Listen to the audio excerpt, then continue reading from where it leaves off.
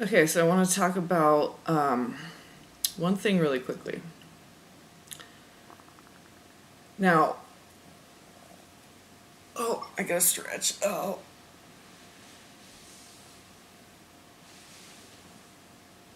Okay, I just woke up. It's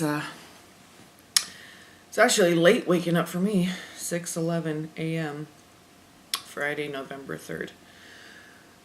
Nice bright white blanket, neon white blanket, like it's lit up from. Anyway, this guy probably never got another one of those nights where it didn't get dark, so they. But supposedly it's quote unquote raining. It's raining, quote unquote, air quotes, raining right now. Anyway, just a little update. So, when I had this dream of the blue heron, I looked it up and it just on Wikipedia. So I look up gray heron and it's associated with the god Bennu, Bennu. Now, and also Jubilee. Okay, you can just look up on Wikipedia. I think I clicked around on some of the blue highlighted things. I think it said Bennu, and then I clicked on that, and then, so. But it was gray heron, and so Bennu is the God who created himself. So I'm thinking, God gave me this for a reason. Okay, so our God is the God who created himself. And so if you think about it, in Genesis, in the very beginning, in the beginning there was the Word, and the Word was with God, and the Word was God. So in the beginning there was the Word. So the concept of this word that needed to be spoken, okay, put into motion, vibration, spun, radiated, right? So given life, okay, so the Word, his name, was conceived, thought of, like hanging there in stasis, hanging there waiting for him to come to it, say it, and then he comes into form. It's like the Word itself is the 0 point and he's in the negative, okay, and he has to move to the 0 point where the Word is, okay, which is an O, like open your mouth and speak, okay, so he says the word, then it's in the positive. Now he comes into form. So it's like 3 stages. He's there before his energy of coming into form. Okay, that will, that drive of wanting to come into form and express yourself and have an experience of yourself. So, and whatever, if it's Yah or whatever he said to come into form, contained within that, and that's why names are so important, and we're going to get back to the sacred language, everything, so it's going to be so simple well, now for God is, yeah, so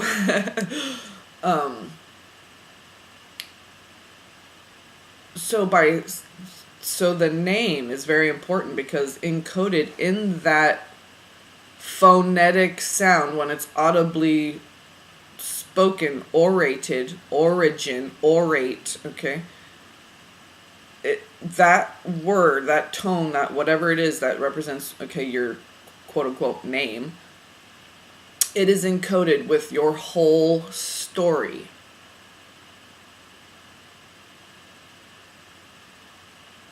From beginning to end, every beat your heart's gonna beat, everything. Your whole story is encoded in that name. And I believe when we are in spirit, God gives us our name, and when we're ready to experience ourselves and express ourselves and come into form, he gives us our name. When we're ready, we say our name, and we come down through the,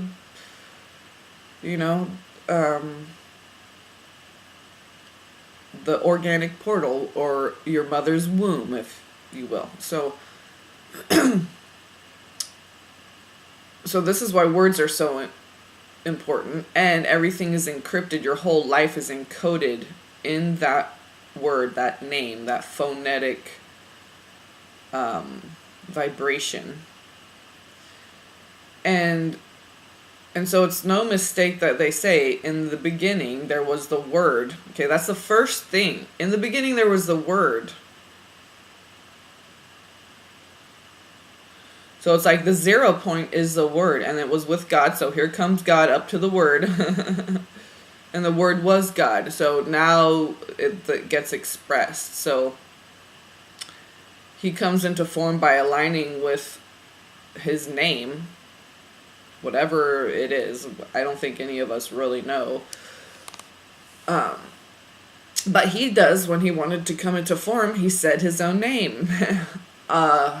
It's just like, like in rap music or R&B, whatever. Say my name, or the Never-Ending Story, when the princess, she wants to come back, right? Restore everything. So what is the little boy has to say her name, right? And she's yelling, "Say my name!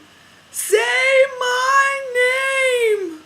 So, I mean, there's just evidence in pop culture too of this, and it goes all the way back to the Egyptian god Bennu that's associated with the gray hair and Jubilee. It's the god who created himself, and I'm thinking, how can you create yourself? Well, you have to say your own name. Say my name. So,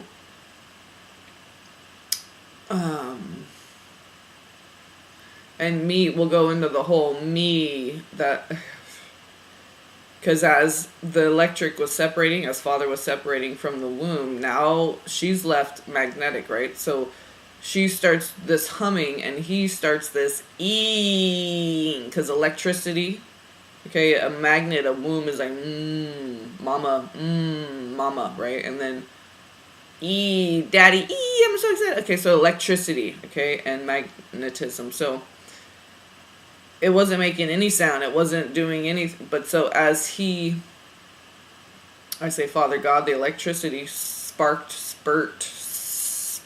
on. At that moment, he starts getting his and she starts doing the okay. So, but at the point of separation, it's very like, this is just downloads that was coming in. I'm like, where did we get the word me? Like, and I'm thinking magnetic, mama, electric, the masculine. Well, there's me right there. Magnetic, electric, me. So it's got to be, it always comes from something like phonetic, usually in nature, and then we reverberate that. So, my mind kind of goes the sciencey route. It's spiritual science, so it's kind of theoretical. I can't really prove it, but to me, it just feels right that's when we spark forward, the sperm, the spirit, the spark, okay, the spermin, we have to say our own name. So, no, I just lost track of what I was going to say.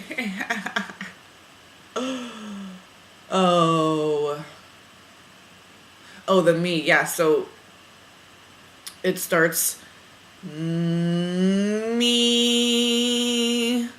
So it's like the E and the once the electric starts to separate, once Father starts to separate, that sound starts.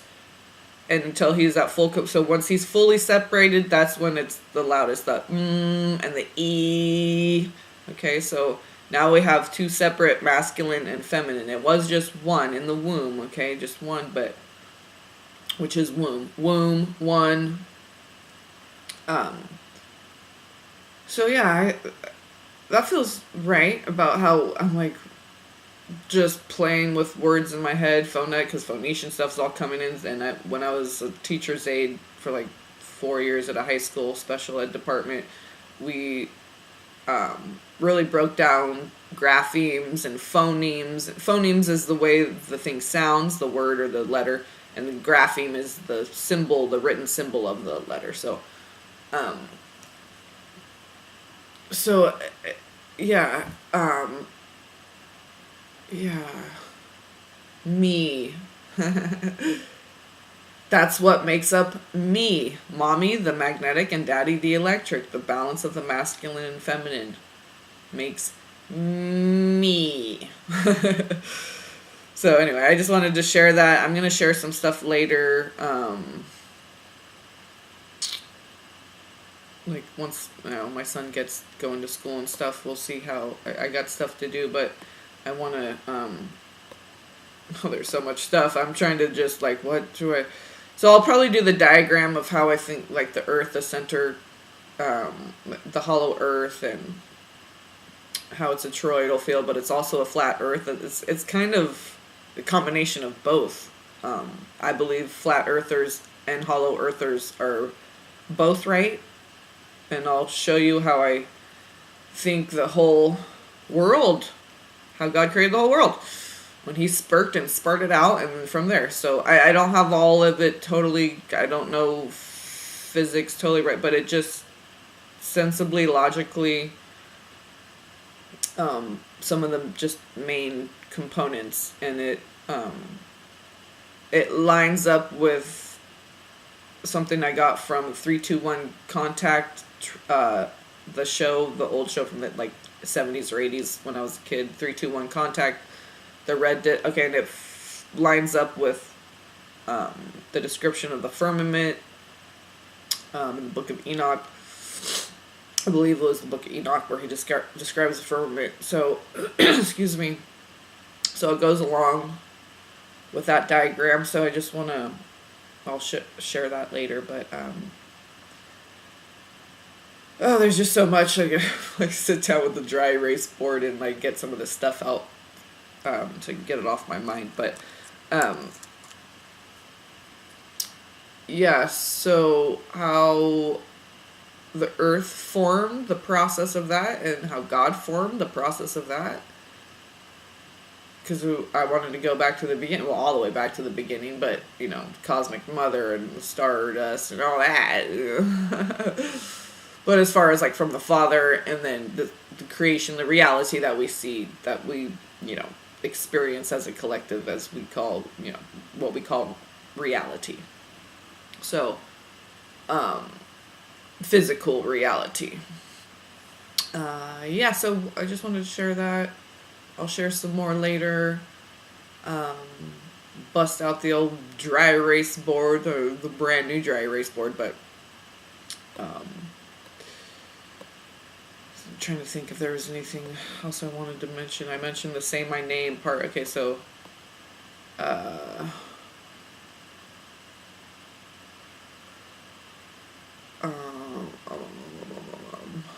something about the labyrinth. Oh, just like how, like all, like demonic stuff's hanging out under the earth. They come from the earth. They come from underground. Okay, and that little machine that they were using in the labyrinth to dig out, like, bore big holes underground. They had like this big metal machine, and then once it passed by them, was it Jennifer Connelly with the little troll, and they were stuck underground, and they had this big metal, like, drill thing coming at them. And then once it passed, it was just like these three little tiny little gremlin looking things running it, like just silly little creatures, you know. So it just reminded me of, like, way back then they were already like showing us that. But yeah, all the little creatures in the movie Labyrinth that lived underground and stuff. And just the whole labyrinth, you know, there's God's labyrinth where we're learning stuff. Okay, we might even have to go back down the same little dead end a few times and be like, wait, I already came down here. How do I get out? Wait, I came down here again. Wait, why do I keep doing this? But there's also the labyrinth. The devil's using that labyrinth too to distract you. He just uses whatever God. He tries to copy God and do what. But so there's that happening at the same time. So we really have to be discerning as to, like, am I supposed to learn something here, or is this just like, because demons are dumb. They're always going to be trying to do some stupid stuff to distract you, get you all stuck in your emotions or stuck in your thoughts or stuck in your action, trying to get you to get out of balance. So to get, to forget about one part of your Trinity and just focus on the other two, or just one part, or you know what I mean? He's trying to get you out of balance. So whatever he can do to get you out of balance. And that means getting stuck in one part, one chakra or the other. Okay, so we have to keep that figure 8 flowing. Okay, you stay in your heart center. That way you have equal access to the 3 chakras below and the 3 chakras above. So when we stay heart centered, we stay balanced, and we can. It's a good access point for any of the chakras. So we got to tap into something that's not a huge journey down to the root chakra when we have to stand firm on something, because we're always in our heart space and we're coming from that.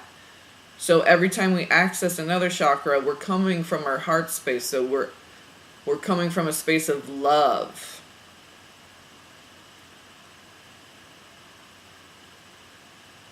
Okay, so we're always remembering to bring the love every time we speak, do, feel, think. We got to remember to bring the love. That's how I used to always say it to friends or whatever. Got to remember to bring the love no matter what. Got to remember to, don't forget to, we want to say a positive, APP, okay, a positive versions of everything. Like, we don't say, don't be afraid, don't be fearful, because we don't like that word don't and no and can't. And so it's always an empowering version of that statement. So the devil would say, I'm just saying, or he wouldn't say this probably, but okay, the devil would be like, oh, don't be scared. Okay, but God would say, release your fears, or release fear. Because it's not even individualized like it's just everyone. It's this thing. It's called fear.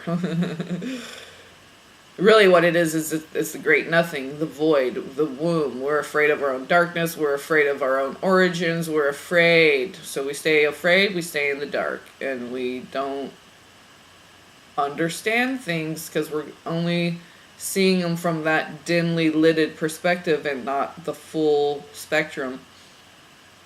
Because that's what fear does. It's constricting, contracting. It keeps you stuck. It keeps you shrouded. It's not expansive. You can't twirl around like a whirling dervish and see everything, right?